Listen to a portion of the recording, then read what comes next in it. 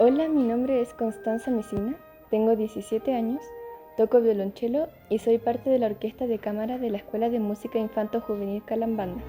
Y quiero enviar un saludo en este cuarto encuentro de orquestas formativas.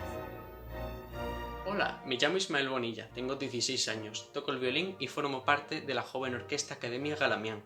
Y quiero enviar un saludo en este cuarto encuentro de orquestas formativas. Hola, mi nombre es Benjamín Miranda, tengo 17 años, toco la viola y soy parte de la Orquesta Sinfónica de Ligantén. Y quiero enviar un saludo en este cuarto encuentro de orquestas formativas. Hola, mi nombre es Daniela González, tengo 19 años y toco el violín y soy parte de la Orquesta LAB. Y quiero enviar un saludo en este cuarto encuentro de orquestas formativas.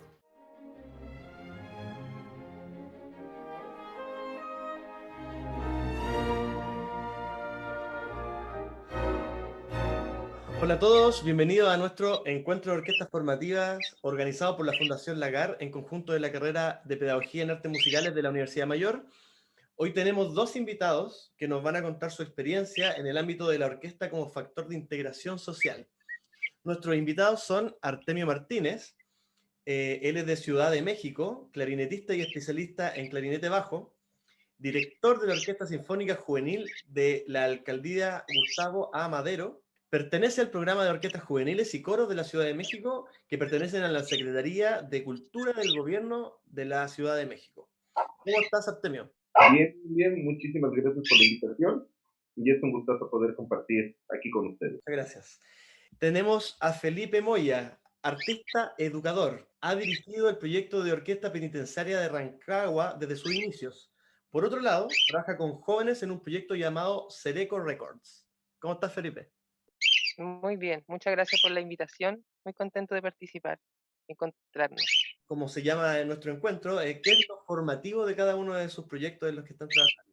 Entonces, me gustaría partir tal vez con Felipe, si nos pudieras contar. Bueno, la Orquesta Penitenciaria de Rancagua nace como una iniciativa intersectorial desde la Defensoría Penal Pública, Gendarmería de Chile, en su momento el gobierno regional, el teatro municipal, que en discusiones sobre qué hacer, en el fondo, y en esas vicisitudes de la vida llegó una periodista venezolana que tenía la experiencia de haber participado en lo que hasta hace algunos años era la red de orquestas penitenciarias de Venezuela. Entonces ella llegó con esa información que motivó a estas entidades un poco, Ujú. y en eso me contactaron para implementarlo. La red de orquestas penitenciarias debe tener unos 25 30 años y se desarrollan en condiciones institucionales muy distintas a las que surgen principalmente la orquesta penitenciaria de Rancagua. Lo que en algún momento se entendía como una orquesta o como una idea de proceso se fue modificando profundamente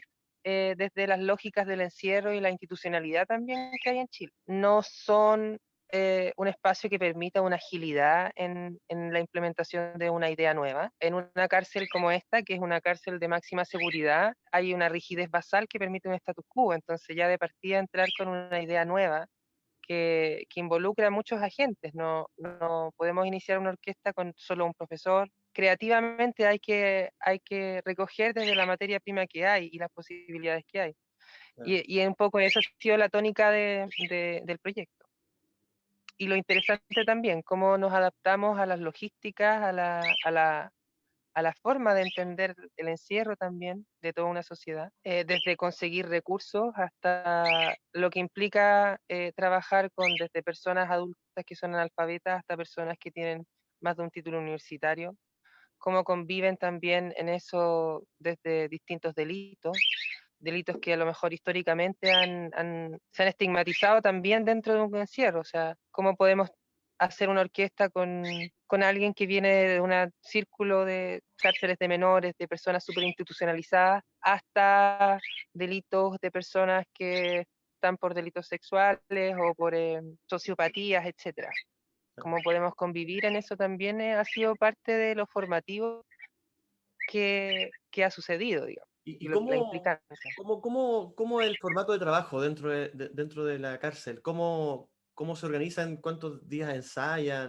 Eso es lo práctico. Mira, en teoría siempre intentamos buscar algo muy similar al modelo de orquesta juvenil e infantiles chilena. Una clase de teoría, una clase de instrumentos y un ensayo de orquesta. La primera donación importante que tuvimos y que fue lo que le dio mayor impulso al desarrollo del proyecto fue de la Fundación de Orquestas Juveniles, que nos donó todos los instrumentos.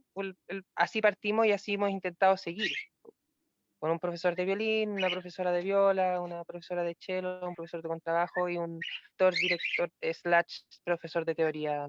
En teoría hay una plaza de 1.600, hoy día hay 2.400 personas privadas de libertad en el complejo, y solo hay 24 instrumentos. Entonces, ¿cómo hacer una selección? ¿Qué es lo que va a primar? Eso es algo también que ha sido una investigación súper larga, porque no ha tenido que ver solamente con las posibles aptitudes que puedan tener las personas, sino también con los tiempos de condena, con los espacios, las distancias donde están dentro del recinto o no, cuán posible juntarlos o no. Entonces ha sido formar una orquesta integrando todos los colores que hay en esta diversidad de posibilidades y las consecuencias también. Hay muchas formas de observar, creo yo, cómo impacta un proceso formativo, primero en el contexto de encierro y además en un espacio de vulneración. La privación de libertad inherentemente vulnera una infinidad de derechos fundamentales, desde el que no puedan votar, que la Constitución de este país permite que lo que hoy en día el 91% de las personas que están privadas de libertad debiesen votar, así y así, una infinidad de cosas más. Lo que sucedió en la primera generación, el impacto fue tal de que todas las conductas empezaron a mejorar y esta cárcel en particular es una cárcel donde uno puede optar a beneficios, entonces mientras mejor conducta, más beneficios uno puede tener. En eso implica incluso como las posibles salidas en libertad con ciertos requisitos condicionales, nocturnos, etc. Entonces nuestra primera generación se fue muy rápido, lo que es muy bacán, cómo nos relacionamos con eso. Si esto es un proyecto a largo plazo, ¿cuáles son las expectativas que tenemos entonces formativamente? ¿Podemos pretender cómo alcanzar a ver un repertorio de una orquesta de cámara tocar, no sé, un cuarteto de Mozart? ¿O tenemos que adaptarnos a la producción cultural que ya hay? ¿Cómo nos integramos en eso también? ¿Cómo rescatamos también? Que yo creo que es algo de lo que hay que hacerse parte cuando uno entra a hacer alguna iniciativa dentro de un contexto de vulneración de derechos, fomentar el respeto a sus derechos, y eso tiene que ver principalmente con su propia expresión cultural, con sus propios discursos estéticos, como sobre todo siendo adultos, creo yo. Lo que no significa que no nos podamos abrir a escuchar y a tocar Beethoven, y etcétera.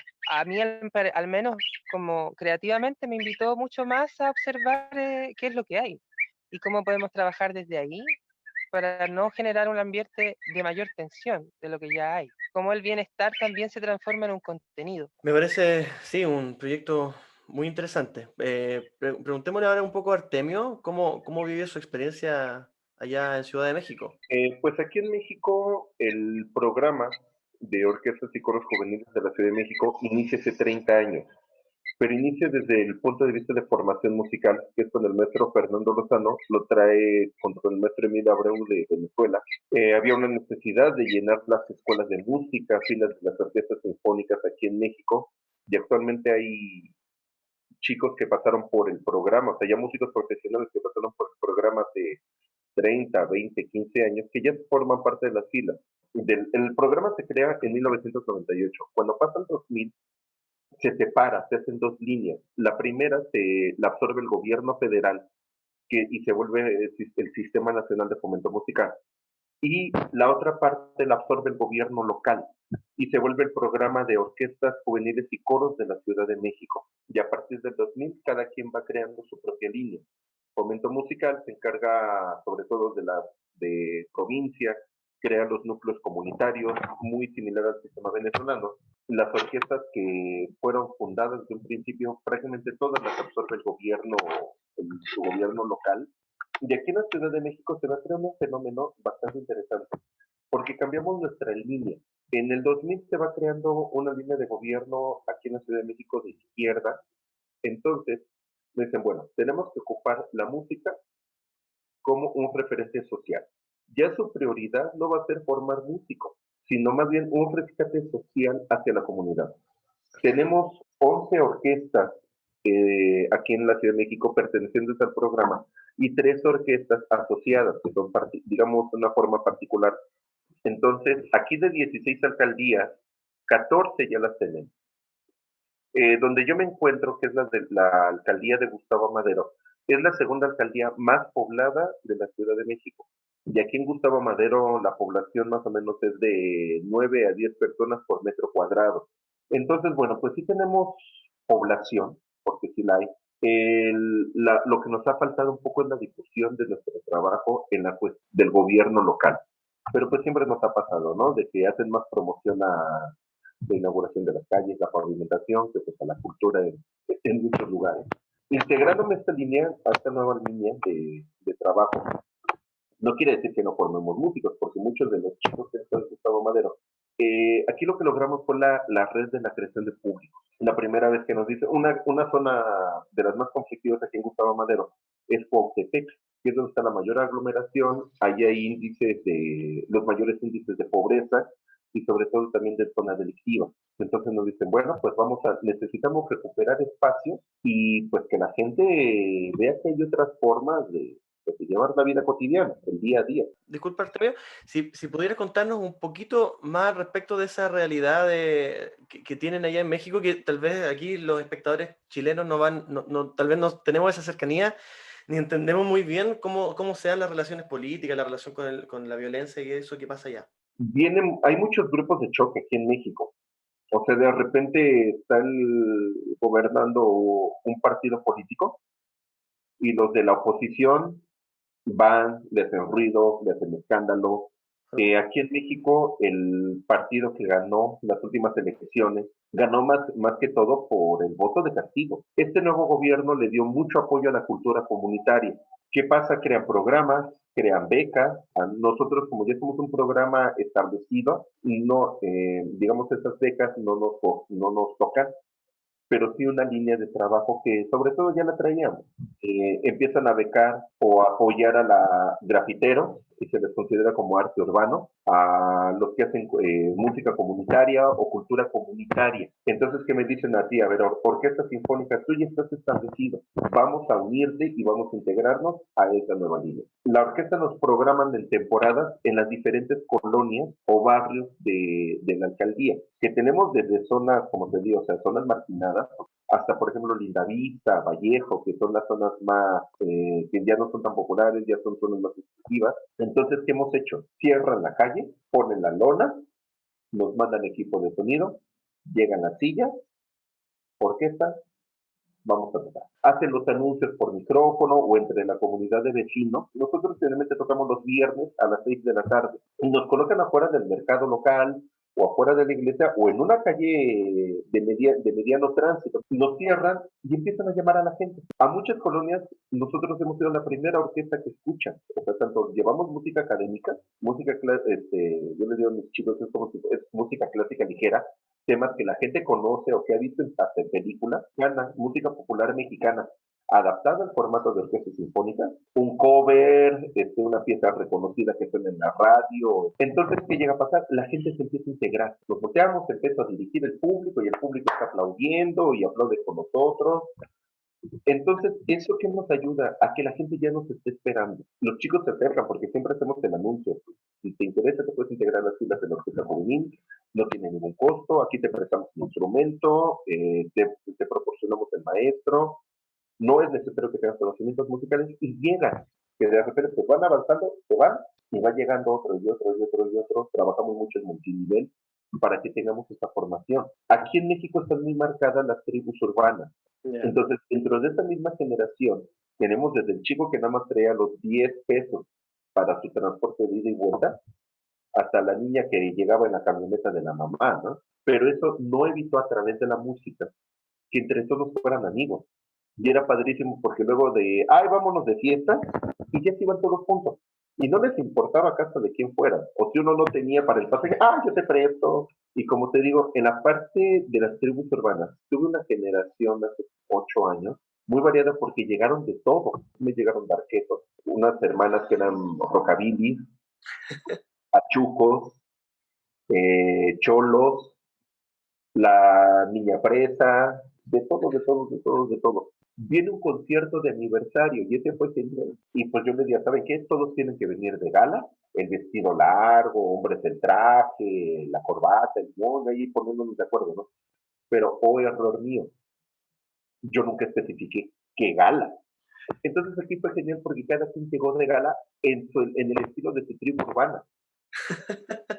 Entonces de repente ves al Pachuco con su traje holgado, sus tirantes blancos, su sombrero con una plumota, iba de gala. Las chicas rockabilly, un vestido de gala de los años 60, así súper ampón, gigantesco. Las niñas un poquito más presas, con el vestido corto, bien maquilladas, los darquetos, bueno, con el vestidazo negro aterciopelado, los que llevaban con los toperoles, pero todos iban de gala, dentro de su propio estilo. Se veía genial. También se ocupó la orquesta para rescatar espacios públicos en todas estas zonas. Había parques, había muchos que estaban tomadas por los mismos vecinos. No, tu gobierno, tú no te metes en mi parque, nosotros lo cuidamos. Pero en el parque el kiosco ya estaba destruido, había drogadictos, había basura. Entonces de repente llegaba la orquesta, los vecinos daban el acceso, y decían, bueno, así como les trajimos cultura, vamos a traerlos otra vez, pero a este parque. Ya. Entonces los mismos vecinos fueron colaborando a, a limpiar, a dejar que el gobierno, digamos, entrara a apoyar, porque mucha gente aquí se volvió muy hermética en esta parte. Sí, me parece maravilloso cómo han intervenido los territorios y cómo han logrado esa integración con los niños. Eso me parece muy bonito. Oye, y hablando de jóvenes y de adolescentes, me gustaría preguntarle a Felipe, tú hablaste de Cereco Records. Si nos puedes contar un poco de qué se trata ese proyecto. Bueno, Cereco Records nació el primer año que empecé a trabajar en la orquesta y pude observar in situ que la gran mayoría de las personas privadas de libertad vienen y han pasado por algún centro de reclusión siendo adolescente o incluso antes. Es muy, muy, muy, muy, muy natural ese camino. Si nos puedes aclarar lo que es Cereco, sería... Bueno, Cereco es la sigla que se utilizaba antes de la reforma procesal penal, antes de la nueva ley de responsabilidad adolescente, para referirse a los locales o a los recintos que albergan a adolescentes que han tenido problemas con la ley. Hoy se llaman CIP-CRC. CIP, la sigla es Centro de Internación Provisoria, que es lo mismo que pasa en adultos con la condición de imputado. Aquel momento en que una persona que está con problemas de ley está en un proceso de juicio donde todavía no se dictamina su condena. Y cuando es centro de reclusión cerrado, básicamente una cárcel, donde hay adolescentes cumpliendo condena. Claro, ese fue mi primera observación, es trabajando con adultos y también que la mayoría de los que conectaban con este tipo de instrumentos, que igual eran súper ajenos a ellos, en algún momento, en su pasar institucionalizado, se habían topado con algún taller de música. Y de ahí surge esta idea de observar qué poder hacer con jóvenes. En ese momento, Gendarmería me ofreció la posibilidad de hacer un piloto en un CRC, pero que es una sección juvenil que está dentro de una cárcel de adultos, que es una situación muy particular, que hay muy pocos lugares en Chile que la tengan, que es un módulo especial dentro de una cárcel de adultos donde residen adolescentes privados de libertad. En ese lugar, claro, me doy cuenta de que las condiciones son un poco distintas en cuanto a la libertad de desplazamiento, por ejemplo, a veces. También al hecho de que en ese lugar particular, cosa que no he podido ver en otros recintos, sí, tenían un computador. Lo que más hacían era jugar todo el día en el computador. Contacté a un colega, amigo, productor musical, fuimos y observamos la posibilidad de que efectivamente podemos habilitar un estudio de grabación y esto puede tener mucho más sintonía con lo que los jóvenes están pulsando también. Y desde ahí cómo rescatar también todos los elementos de la música urbana, que es parte de sus propios discursos estéticos. Entonces nos fuimos y armamos un proyecto también apoyados por la Defensoría Penal, que ha sido la institución que más me ha acompañado en todo este trabajo y devenir. Nos fuimos a el CIP-CRC de Graneros. En todo Graneros se conoce como el Cereco. Por eso es el nombre con el que hoy en día nos referimos a este proyecto. Y lo que observamos ahí, claro, es como hay una necesidad en toda la privación de libertad de dar cuenta, de generar espacios de expresividad, de expresión, principalmente porque en este sistema que es tan punitivo también se ha castigado esa expresión cultural. En la cárcel donde está la orquesta penitenciaria, por ejemplo, que es una cárcel de un modelo nuevo, es la primera cárcel concesionada, está muy segmentada y lo que se ha buscado, que culturalmente es como exterminar esto como de la cultura canera. Hay una lógica institucionalizada de represión cultural y que está soslayada también por una buena intención en rigor, no reproducir conductas delictuales. Hoy en día creo que, como sobre todo mirándolo desde la pedagogía, está un poco alejado de lo que nosotros entendemos como generar un espacio de producción cultural, creo yo. ¿Y qué es lo que yo observo en adolescente? En adolescente. Parte de la búsqueda del adolescente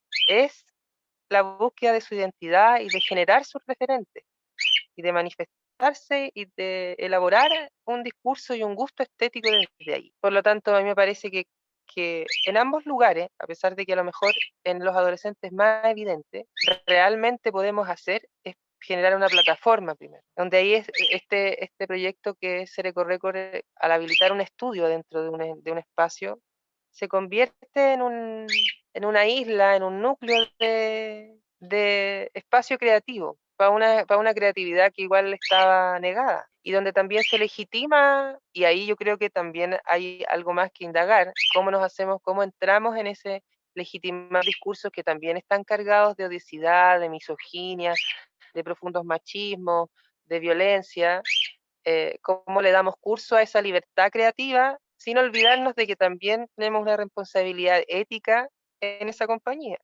Es decir, si hay una letra que es profundamente misógina y es totalmente legítimo que en ese lugar esa o ese joven cuente lo que quiera contar y que también tiene una raíz que está reproduciendo probablemente cosas que no ha vivenciado y que solamente la está reproduciendo, ¿cómo en ese lugar particular podemos estimular un pensamiento crítico? Desde la música popular urbana, etcétera. Y eso creo que es lo más desafiante hoy en día, al menos en jóvenes de lo que he podido ver. Trabajar con adolescentes es trabajar con esa incertidumbre también de lo que del ánimo y de la podemos dialogar. En eso también poder devolverles a estas comunidades el enigma, porque muchos se acercan y creo que es algo basal en todo el encierro, con la primera premisa del no puedo o no sé. Por ejemplo, a la hora de improvisar, de empezar a improvisar con adolescentes, hay una mayoría que dice no sé y no lo hago porque no sé. ¿Cómo podemos abrirlos e invitarlos a jugar? Porque claro, hay probablemente otro que sí rapea y que lo hace pulento. Entonces, en esta esfera de competitividad que hay interna dentro del encierro, producto del encierro principalmente, es muy difícil generar espacios de soltura y confort en el juego en una psiquis que nunca ha tenido un espacio de seguridad y contención, o que probablemente es lo que más tiene dolido. Claro que sí. Entonces, cómo los contenidos creativos o musicales están en función contener, generar confianza, legitimar tu discurso y a la vez estimular un pensamiento crítico en el proceso creativo. Qué lindo proyecto y qué lindo, al final eso, ¿no? De mirar a los adolescentes que están en estos centros como lo que son adolescentes, como cualquier otro que tuvieron una vida que los llevó tal vez a ese lugar, que tienen completamente como todo el mundo derecho a expresarse artísticamente. Y qué bueno que puedan incluir también ese espacio crítico dentro del arte que están haciendo, o sea, y dentro de su labor pedagógica. Ya para ir un poco finalizando, quería hacerle una pregunta, le voy a preguntar a los dos la misma pregunta, que tiene que ver con cómo han vivido el asunto de la pandemia en sus proyectos, cómo lo ha afectado, pero también quisiera saber si es que pueden rescatar algo positivo de este periodo de pandemia, algo que tal vez pueda perpetuarse en el tiempo para lo que viene, ¿no? Cuando se acabe por fin esta pandemia. Artemio, si nos puedes contar tú desde allá. Pues aquí cuando empezó la pandemia nos dan el aviso de se suspende todo. Llevábamos solamente 2 conciertos en el año y ya tenemos preparados, entonces les dije, denme por favor un par de días para cerrar bien, porque nos habían dicho primero que un mes, luego que 2 meses, entonces fue cerrar, empaquetar instrumentos, la papelería, el archivo me lo traje aquí a mi domicilio, cerramos, me puse de acuerdo con mis alumnos, no sabíamos qué hacer, y qué fue lo que hicimos, hablé con los maestros de instrumentos, tuvimos una junta del Consejo de Directores de Orquestas Juveniles de la Ciudad de México, y dijimos, bueno, pues las clases de instrumento tienen que seguir a distancia. Manejamos dos formatos, uno a distancia y otro en manera virtual, ¿no? ¿Qué es lo que estamos haciendo? Hemos grabado algunos de nosotros, yo me incluyo en grabar cápsulas, lo subimos a la red de las orquestas juveniles y pues ellos las pueden estar viendo. Pero a nosotros lo que nos ha funcionado ha sido sacar videos. Entonces empezamos a sacar un video al mes y entre los mismos chicos empezaron a hacer sus ensambles, entonces ya tuvieron unos dúos, unos cuartetos. Es lo que nos ha funcionado para seguir, para que el público vea que seguimos trabajando. Y sobre todo porque aquí no, en el trabajo, si nos dijeron, pues, si no trabajas no te pago, ¿no? Entonces, esa parte también, híjole, el que los maestros pierdan el sueldo, o sea, el vivir solamente de una agrupación, pues, no es posible. Entonces, pues tenemos un segundo trabajo o pues vamos al hueso, ¿no? Que es el trabajo informal. Hemos tenido muy buena respuesta, como te digo, del público. Nuestros videos han alcanzado hasta el video que sacamos el mes pasado, que fue el del 15 de septiembre, que fue con el ensamble maderense. Contamos a la orquesta, al ballet folclórico juvenil de la alcaldía y al coro juvenil de la alcaldía. Fue un trabajo maratónico porque fue contar videos, audios, ahí sí tuvimos que hacer pista. La maestra del coro se grabó cantando para sus chicos. Entonces ese video tuvo más de 3,000 visitas en una semana. ¿Qué pasó? Que chicos empezaron a mandar mensajes, jóvenes, estudiantes de música. Oigan, ¿cómo puedo hacer para integrarme en la Orquesta Sinfónica de Gustavo Madero? Quiero integrarme. Vamos a abrir un periodo de convocatorias en línea. De bueno, sí, pues no podemos hacer ensayos, pero tenemos que clases de instrumentos, clases de solfeo en línea. La problemática que sí hemos tenido es que de repente los chicos están muy animados y de repente se desaparecen. He tenido dos alumnos que han caído en una situación de depresión, tuve otro tanto que cayó en situación de ansiedad. Me hablaban, Arten, es que ya me cansé de tocar para mí, ya mi perro ya no me quiere seguir escuchando, ya mi familia me dice, cállate. Y pues poco a poco se vuelven a ir integrando, ¿no? Hemos tenido esta ola, sobre todo en la parte socioemocional de los chicos. Algo el sobrellevar el encierro, el sobrellevar la pandemia, pero sí, en la parte del encierro todos tenemos en lo mismo, ¿no? Ya extrañamos el aplauso del público, el volverlos a ver a todos. Pero pues al menos todos están estudiando y en una forma más consciente, ¿no? Perfecto, perfecto. Qué bien. Felipe, ¿cómo ha sido tu caso? Yo creo que esta pandemia en Chile nos ha demostrado un poco la fragilidad que hay institucional al respecto de muchas áreas de la vida, ¿no? Lamentablemente nosotros, tanto con la Orquesta Penitenciaria como con Cereco Records, somos proyectos que postulan a fondos concursables, que duran un año y donde no hay ninguna institución que sea garante de esto, ni de la postulación, ni de sostener esta iniciativa, hacerse cargo de la solvencia de esta. Por lo tanto, este año, además de no contar con fondos, porque nosotros en ambos proyectos convivimos con Fondar y el Fondo de Desarrollo Regional. En el caso del Fondar de formación de orquesta, lamentablemente no lo puedo postular yo, lo necesita postular una corporación. Y sucede que las corporaciones con las que hemos trabajado también necesitan hacer otros proyectos. Lo que pasa dentro del encierro no es prioridad, y yo creo que no tendría por qué ser prioridad para estas corporaciones tampoco. En el caso del Fondo del Desarrollo Regional, el fondo que se suspendió este año en O'Higgins, no se entregaron los recursos por la pandemia.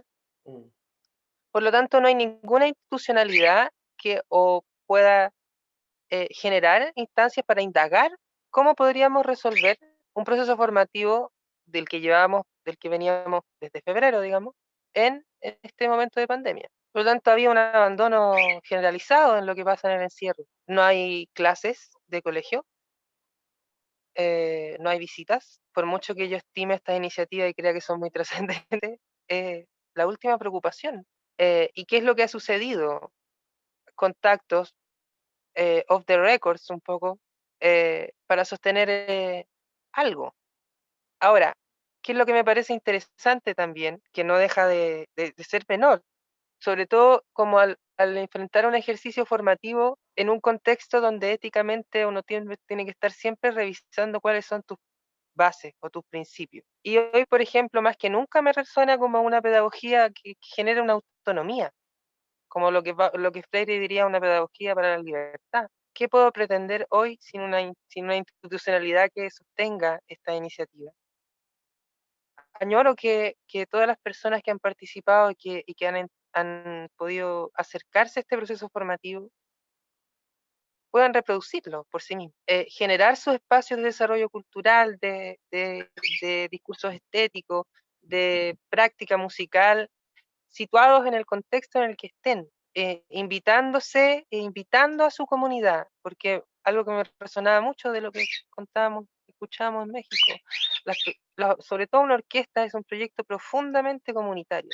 Y lo que más yo observo del impacto, sobre todo en adultos, es de que esa persona que participó en la orquesta tiene otra historia que contar a su familia, a su prole, las veces que invitamos a sus madres, padres, hijos, hijas.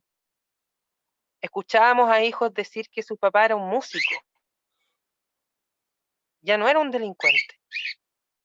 Esa persona cuando sale de la cárcel le preguntan, ¿y tú qué hiciste ahí? No, estuve en una orquesta.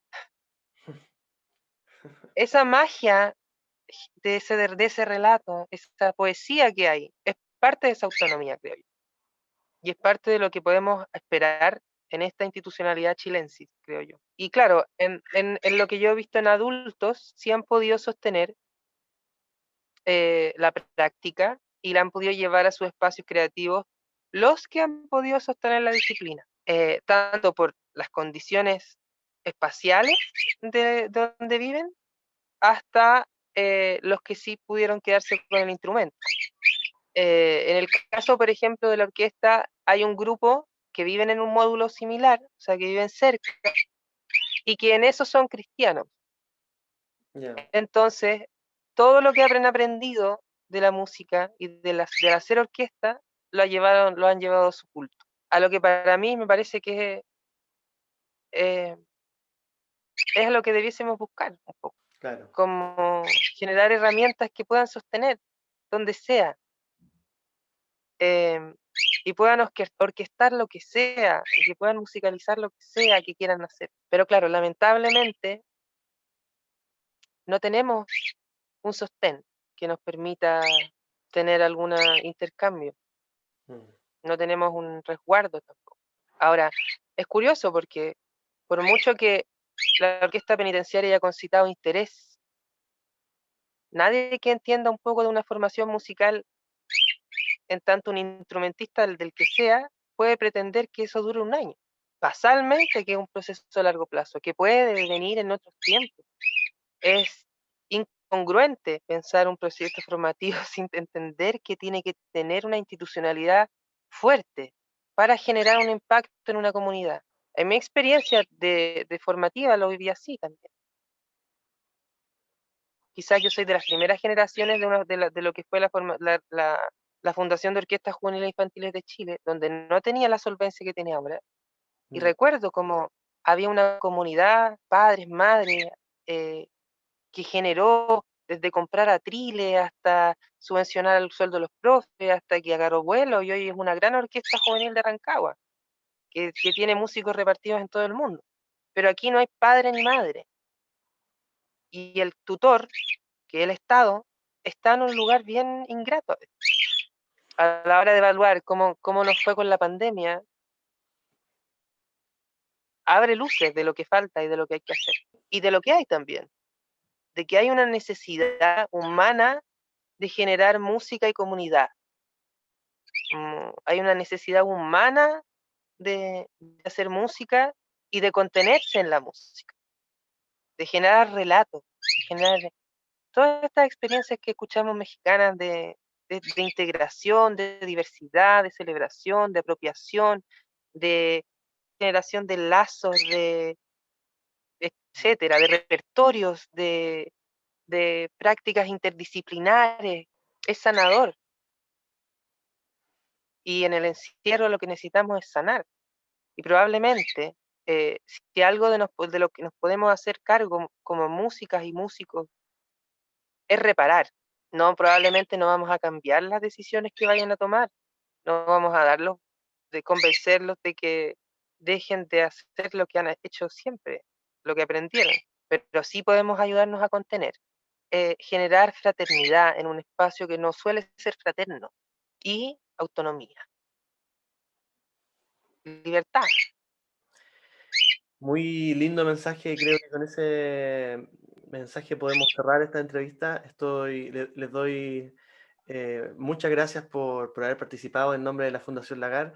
De verdad, muchas gracias. Las dos experiencias han sido de verdad muy conmovedoras desde el punto de vista de que hay que estar preocupados por estos temas, que son los más importantes finalmente, a mi parecer al menos. Así que muchas gracias por contarnos su experiencia, cómo lo han vivido ustedes y bueno, espero que puedan estar muy bien en sus respectivos lugares. Muchas gracias. Muchísimas gracias.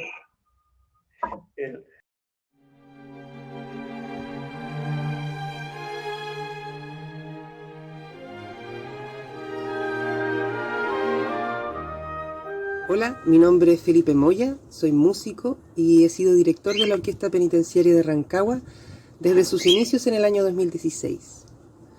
Esta es una iniciativa que busca entregar una formación musical desde la formación de orquestas a personas que están privadas de libertad del complejo penitenciario La Gonzalina, en Rancagua. Desde sus inicios ha sido un ejercicio intersectorial desde la Defensoría Penal Pública, Gendarmería de Chile y SIGES, que es la empresa que está a cargo de la concesión del complejo. Junto a ellas también han colaborado la Corporación Cultural de Rancagua, la Corporación Cultural Nuevo Mundo, la Corporación Nuevos Horizontes, y hemos sido dotados también y beneficiados por la Fundación de Orquestas Juveniles, que nos ha entregado instrumentos para comenzar nuestra formación y para continuarla también. Por estos casi 4 años han pasado más de 100 personas privadas de libertad.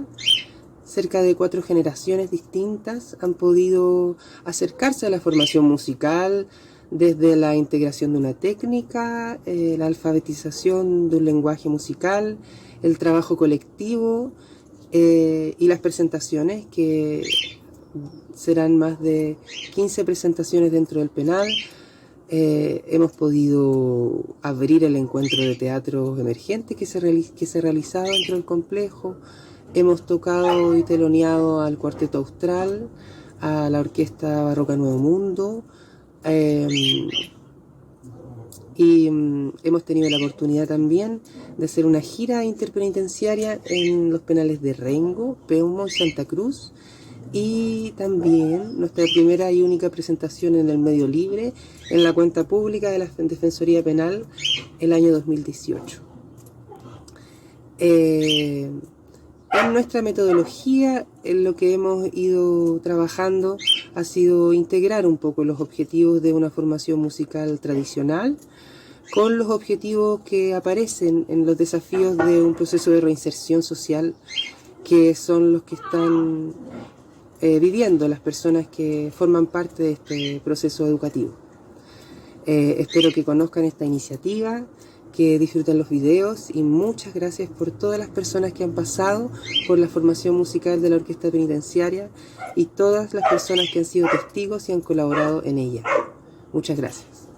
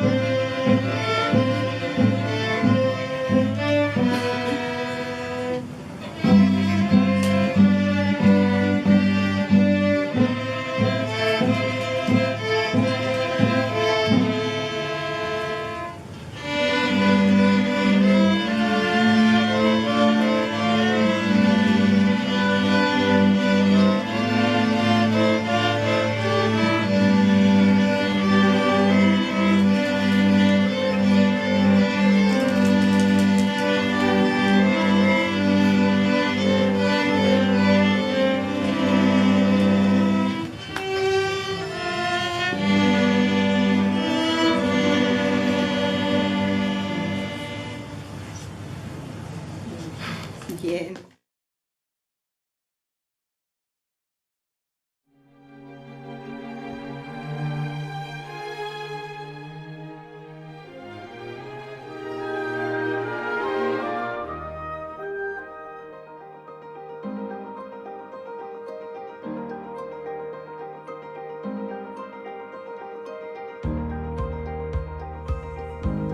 Hola, los saluda Mauricio Muñoz, director de la orquesta del Liceo Técnico Puente Ñuble, de la comuna de San Nicolás, región de Ñuble, en Chile.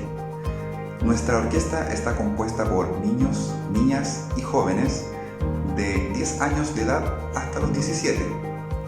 En el escenario actual hemos podido continuar con el estudio a distancia y también con presentaciones virtuales que nos han permitido mantenernos en contacto con la comunidad.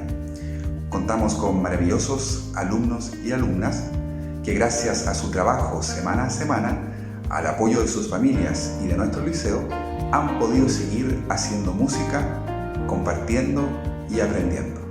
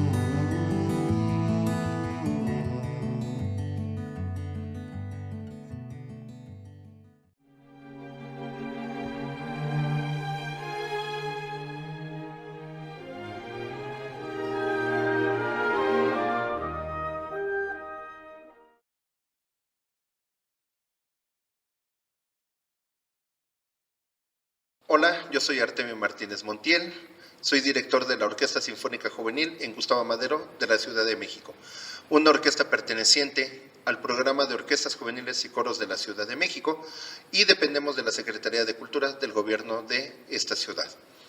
Nosotros somos una orquesta que en este año 2020 cumplimos 30 años de fundada.